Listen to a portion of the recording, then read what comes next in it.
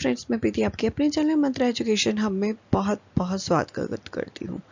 DEd HI वाले बच्चों के सेकेंड ईयर वाले बच्चों के अक्टूबर में एग्ज़ाम है, उसी की प्रिपरेशन को ध्यान में रखते हुए मैं एमसीक्यू लेकर आई हूँ आपके लिए education in the emerging Indian society and school administration के। ये एमसीक्यू बहुत इम्पॉर्टेंट है उन पेपरों को ध्यान में रखते हुए, क्योंकि 10 नंबर के आपके एमसीक्यू आने हैं।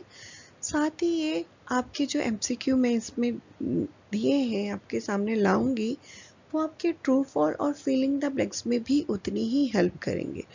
तो यानी 20 नंबर के जो क्वेश्चंस हैं आपके इसी में से ही आ सकते हैं, तो इनको ध्यान से ज़रूर देखिएगा, उसके आंसर पर ज़्यादा फोकस करिएगा, ताकि अगर आंसर आपको समझ में आ जाता है तो आप ट्रू फॉल्स और फिलिंग द ब्लैंक्स भी बहुत इजीली कर लेंगे। तो चलिए बिना वक्त ज़ाया किए हम आज की क्लास को आगे बढ़ाते हैं। लेकिन आगे बढ़ाने से पहले अगर आप चैनल पर नए हैं तो ऐसी इन्फॉर्मेशन के लिए, अपडेट के लिए जल्दी से चैनल को सब्सक्राइब और बेल आइकन को दबाना बिल्कुल मत भूलिएगा, जिससे इस चैनल पर आने वाली वीडियो की नोटिफिकेशन आपको जल्दी से मिले। और वीडियो लास्ट तक ज़रूर देखिएगा और पसंद आए तो लाइक और शेयर करना बिल्कुल मत भूलिएगा। The chief responsibility of school principal is to. एक स्कूल प्रिंसिपल की क्या रिस्पॉन्सिबिलिटी होती है? A. Organize the guidance program. B. Provide leadership in the instructional program. C. To listen partial criticism. D. To handle discipline problems. तो यहाँ पर जब school principal की बात हो रही है तो लीडरशिप जहाँ आता है वो लीडरशिप का काम करता है, तो यहाँ पर जो है सही आंसर है बी। नेक्स्ट क्वेश्चन है, what type of education does the family teach the child. जो फैमिली है बच्चे को किस तरीके की एजुकेशन जो है प्रोवाइड करती है? Formal, informal, non formal, psychological. Psychological तो बिल्कुल नहीं करेगी। जो बच्चों को ट्रीटमेंट या कोई गाइडेंस मिलती है वो साइकोलॉजिस्ट द्वारा ही मिलती है। साइकोलॉजिकल तब आता है, तो ये तो पॉसिबल नहीं है। यहाँ फैमिली की बात हो रही है, साइकोलॉजिस्ट की नहीं हो रही। तो बच्चे तीन, फॉर्मल, इनफॉर्मल और नॉन फॉर्मल। फॉर्मल जो है आपका आता है रेगुलर स्कूल, तो वो भी नहीं है। नॉन फॉर्मल के अंदर आपका ओपन स्कूलिंग आती है, तो वो भी नहीं है। जो सही आंसर है बी, इनफॉर्मल एजुकेशन। जो मास मीडिया वगैरह से मिलती है, फैमिली से जो एजुकेशन मिलती है उसको हम इनफॉर्मल एजुकेशन कहते हैं। नेक्स्ट क्वेश्चन है, रीट मीन्स, जो रीट है आपका राइट टू एजुकेशन एक्ट की यहाँ बात हो रही है। इसमें जो कहा जा रहा है इसका क्या मतलब है? फ्री एजुकेशन बिल्कुल, कंपल्सरी एजुकेशन बिल्कुल, सी फ्री एंड कंपल्सरी एजुकेशन बिल्कुल, या ये तीनों ऑल ऑफ अबव, यानी तीनों ही इसके आंसर सही हैं। तो इसका आंसर है D, above all. Next question है, which education philosophy advocated project method in teaching. Teaching के अंदर प्रोजेक्ट मेथड को कौन सी एजुकेशन फिलॉसफी सपोर्ट करती है? Idealism, realism, naturalism, pragmatism. इनमें से जो एजुकेशन फिलॉसफी है किसके अंदर प्रोजेक्ट मेथड आता है, वो आंसर सही है प्रैग्मेटिज्म। प्रैग्मेटिज्म जो है लर्निंग बाय डूइंग पे बिलीव करता है, जिसके अंदर प्रोजेक्ट मेथड बच्चों को दिया जाता है। बच्चे जो हैं कम्युनिटी में जाते हैं और अपने प्रोजेक्ट को पूरा करते हैं खुद से। तो यहाँ पर जो है सही आंसर प्रैग्मेटिज्म है। लेकिन साथ ही साथ आप याद रखिए, आपको जितनी भी आपकी उसमें पेपर के अंदर फिलॉसफी दे रखी हैं, सभी के अंदर जो है कौन से मेथड पे बिलीव करते हैं, या कौन से प्लेवे मेथड, लाइक एग्जांपल कौन सी फिलॉसफी उस पर बिलीव करती है, या किसके जो है सिद्धांतों पे मेथड बने हैं, उसके बारे में आपको पता होना चाहिए। तो आप सारे के सारे मेथड ध्यान से देखिएगा। नेक्स्ट क्वेश्चन आता है, all financial transaction of the school ensured from day to day activity is entered in stock register, log book, cash book, cash register.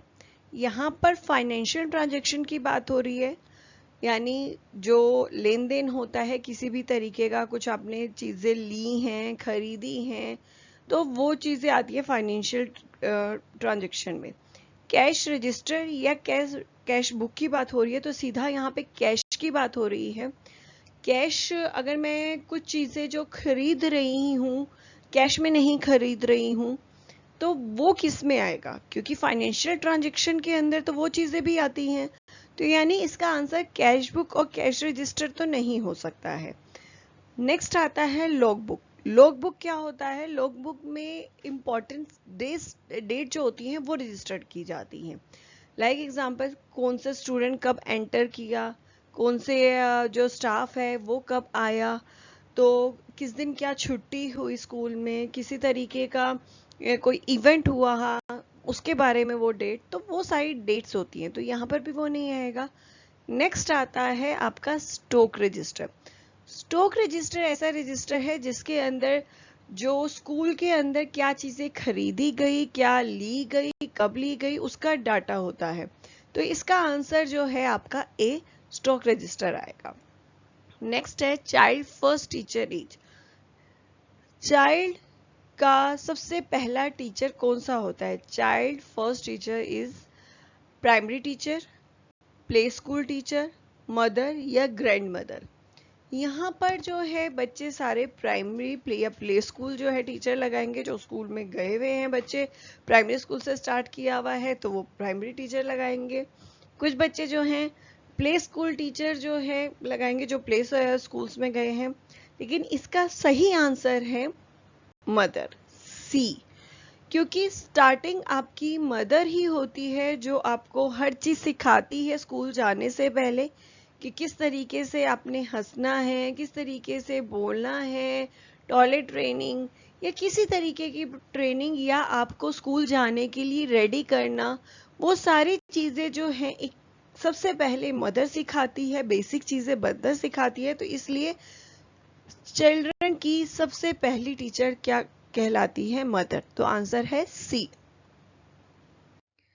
What is the organize of the word education? Education word कैसे बना? Edu and केटम, E and केटम, word educate या none of this, इनमें से कोई नहीं। Education जो वर्ड है वो एजुकेट, एजुकेयर, एजुकेटम, इन तीन पूरे वर्ड से मिलकर बना है। साथ ही एक वर्ड और है ई प्लस डूको, जिससे मिलकर ये बना है। ई का मतलब है आउट ऑफ और डूको का मतलब है टू लीड, यानी इसमें आंसर जो सही है सी, एजुकेट वर्ड से मिलकर बना है। नेक्स्ट है आपका basically education is drive from a Latin word. जो एजुकेशन है बेसिकली लैटिन वर्ड से मिलकर बना है। आपको ये भी याद रखना है क्योंकि ये भी आपका ऑप्शन में आ सकता है, ग्रीक, लैटिन किस वर्ड से मिलकर बना है? तो लैटिन वर्ड से मिलकर बना है। ए डकर, डॉक्ट्रिन, ई डुकेयर या एजुकेयर। इसमें सही आंसर है एजुकेयर। मैंने अभी आपको बताया ही है कि एजुकेयर जो वर्ड है उससे भी एजुकेशन मिलकर बना है, तो ये है एजुकेयर जो है सही आंसर डी है। नेक्स्ट क्वेश्चन है what does mean by educare? Educare का सही मीनिंग क्या है? Path, destination, bring out, guide. सही आंसर जो है इसका एजुकेयर का मीनिंग है ब्रिंग आउट, तो आंसर है इसका सी। नेक्स्ट क्वेश्चन है rehabilitation council of India New Delhi comes under.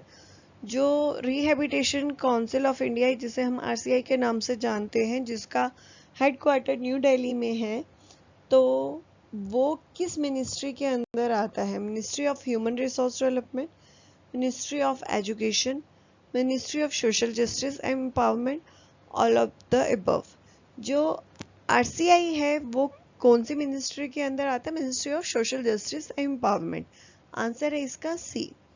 Next question है idealism basically rates on the ideas of. जो आइडियलिज्म है वो किसका बेसिकली आइडिया है? तो आंसर है इसका डी। आपको याद रखना पड़ेगा, प्लूटो ने आइडियलिज्म का दिया था। नेक्स्ट सेम वही क्वेश्चन है, रियलिज्म के बारे में पूछा हुआ है, तो उसको अरस्तु ने जो है दिया था, यानी इसका आंसर है ए। नेक्स्ट क्वेश्चन जो है प्रैग्मेटिज्म पे है कि प्रैग्मेटिज्म इन फिलोसफर में से किसका आइडियाज था। तो जो आंसर सही है बी डेवे, ये आपको लर्न करने पड़ेंगे क्योंकि आगे के जो आगे पीछे के ऑप्शन हैं वो बदल जाएंगे, लेकिन ये नहीं बदलेगा। तो बजाय कि इन ऑप्शन में से सही आंसर को चुनने की बजाय आप सीधा आंसर इसमें लर्न करिए कि प्रैग्मेटिज्म किसने दिया या प्रैग्मेटिज्म के फिलोसफर कौन कौन हैं। नेचुरलिज्म के जो है नेक्स्ट क्वेश्चन नेचुरलिज्म पे है, उनके फिलोसफर कौन कौन से हैं या किसका सबसे पहले उन आइडिया रहा। दोनों ही आपको सूरतों में क्वेश्चन आ सकता है और दोनों चीज़ें आपको लर्न होनी चाहिए फर्स्ट एंड उसके अंदर के जो जो फिलोसफर जिन्होंने नेचुरलिज्म की फिलॉसफी दी है उनके बारे में याद होना चाहिए। तो आपका प्रैग्मेटिज्म का आंसर बी डेविज आंसर सही है और नेचुरलिज्म का जो आंसर सी रोजेस जो है वो ठीक है आपका आंसर। नेक्स्ट क्वेश्चन की ओर बढ़ते हैं 15 में। What should be the goal of education, education का क्या गोल होना चाहिए। Training to make a living, acquiring knowledge skill habits, getting a certificate, mastery of subjects matter. तो हमेशा एजुकेशन नॉलेज की बात करता है, तो नॉलेज जो है उसे सीखना, एक्वायर करना, स्किल्स को एक्वायर्स करना, अच्छी आदतों को सीखना, ये जो है सही आंसर है यानी बी। नेक्स्ट 16 क्वेश्चन है POA started in the year. POA कब स्टार्ट हुआ है, कौन से ईयर में स्टार्ट हुआ है। तो पीओए जो है इसकी फुल फॉर्म है प्रोजेक्ट ऑफ एक्शन। ये स्टार्ट हुआ था 1992 में। ऑप्शन जो है इसमें बी है, तो आंसर सही बी है। नेक्स्ट है SCERT स्टैंड फॉर, इसकी फुल फॉर्म आपको सही चुननी है और बतानी है। State council of education research and training, B state council of educational research and training, C state council of education revise and test, D state council of education research and trend. सही answer जो है B है, state council of education research and training. इससे आपको ये देखने को मिल रहा है इस MCQ से कि आपको जो MCQ है वो भी आपको आ सकते हैं, सॉरी जो आपको फुल फॉर्म से वो भी MCQ में कन्वर्ट होके आ सकती हैं। तो जो भी इस पेपर के रिगार्डिंग आपकी शॉर्ट फॉर्म होंगी वो आप ज़रूर देख लीजिएगा। नेक्स्ट क्वेश्चन की तरफ बढ़ते हैं। Main use of shelf list is, जो शेल्फ लिस्ट है उसका क्या यूज रहता है। कैटलॉगिंग में, सर्कुलेशन में, स्टॉक वेरिफिकेशन में, बुक सिलेक्शन में। तो सही आंसर है इसका स्टॉक वेरिफिकेशन। नेक्स्ट क्वेश्चन है the effective supervision is indicate bye, एक अच्छा इफेक्टिव सुपरविजन जो है किस तरीके का इंडिकेट करता है। Good relation between teacher and supervisors, helping teacher in their teaching, helping teacher become more self-sufficient, criticizing teachers' lessons। एक सुपरविजन अच्छा तब होगा जब सुपरवाइजर टीचर्स की आलोचना करे, उनकी गलतियों को उनको बताए। तो जो आंसर है इसका सही आंसर होगा डी। नेक्स्ट है supervisor is one who provide friendly help, inspect classrooms, give directions, criticise the teaching method. यहाँ पर जो है सुपरविजन की बात नहीं हो रही, सुपरवाइजर की बात हो रही है। तो एक सुपरवाइजर को होना चाहिए फ्रेंडली हेल्प करने वाला होना चाहिए। जब वो क्रिटिसाइज कर रहा है, आलोचना कर रहा है, कमियां निकाल रहा है, तो उसके बाद उसका रिजल्ट भी जो है एक फ्रेंडली तरीके से उसको हेल्प करनी चाहिए। नेक्स्ट क्वेश्चन है the school headmaster are expected to prepare the budget, hold daily meeting, put into operation the course of study, all of the above। यहाँ पर all of above तो नहीं होगा क्योंकि बजट बनाना प्रिपेयर करना उसका काम नहीं है। तो आपका ना फर्स्ट आता है ना लास्ट यानी डी आता है।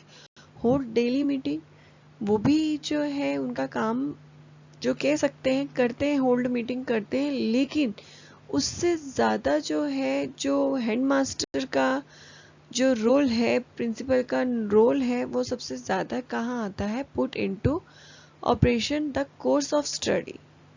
सही आंसर है इसका सी। नेक्स्ट क्वेश्चन है, according to idealism the main aim of the education is to develop. Idealism का एजुकेशन के अंदर क्या मेन एम है डेवलप करने का? Mind and soul, soul and body, body soul. सही आंसर है इसका सी। आइडियलिज्म का जो मेन एम है एजुकेशन के अंदर बॉडी को डेवलप करना है। लेकिन इस क्वेश्चन में आपको ये जरूर पता लग रहा है कि आइडियलिज्म, तो यहाँ पर आपका बॉडी आंसर होगा। आपको प्रैग्मेटिज्म का भी याद करना है, वो किस पे फोकस करता है, नेचुरलिज्म पे भी याद करना है। तो जितने भी आपकी फिलॉसफी सिलेबस के अंदर है, चारों के बारे में आपको पता होना चाहिए कि वो क्या क्या एजुकेशन में उनका क्या मेन एम है डेवलप करना। नेक्स्ट है, agency of education are basically of 4 types, many types, 3 types और 2 टाइप्स। जब भी एजेंसीज को बांटा गया है, 2 भागों में बांटा गया है, चाहे फॉर्मल इनफॉर्मल हो 2 टाइप्स, एक्टिव इनएक्टिव हो 2 टाइप, आपका आपके अकॉर्डिंग टू योर सिलेबस भी आपका गवर्नमेंट और नॉन गवर्नमेंट जो एजेंसीज हैं उसमें बांटा गया है 2 टाइप्स। यानी जब भी इसको बांटा है 2 भागों में बांटा है, जो आंसर है डी। नेक्स्ट क्वेश्चन है, the main purpose of the supervision of teaching should be the advancement of public welfare, proper utilization of school facilities, carrying out of the curriculum, achievement of success in examination। एक supervision जो है उसका main purpose क्या है teaching के अंदर? तो सही आंसर है इसका ए, एडवांसमेंट ऑफ पब्लिक वेलफेयर। आज की क्लास का लास्ट क्वेश्चन है, general lecture method is choice of. जो लेक्चर मेथड है वो आइडियलिज्म के अंदर आता है। तो ऑप्शन दे रखे हैं, बहुत इजीली आप बता सकते हैं, realist teacher, idealist teacher, both A and B, none of above. तो अभी बताया आइडियलिज्म के अंदर तो किस तरीके का टीचर चाहिए होगा? आइडियलिस्ट टीचर चाहिए होगा, आंसर बी। आज की क्लास यहाँ खत्म होती है।